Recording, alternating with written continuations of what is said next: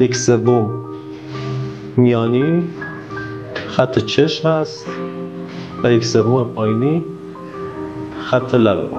وحید سلیمی هستم، مدرس طراحی نقاشی.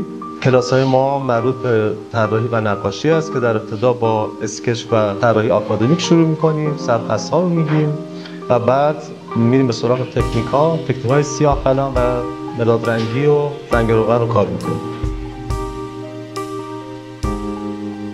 این دوره‌ها برای افراد بالای 14 سال مناسبه و پایین‌تر از 14 سال باید کلاس‌های خلاقیت رو اول شرکت کنن و بعد سراغ این دوره‌ها بیان.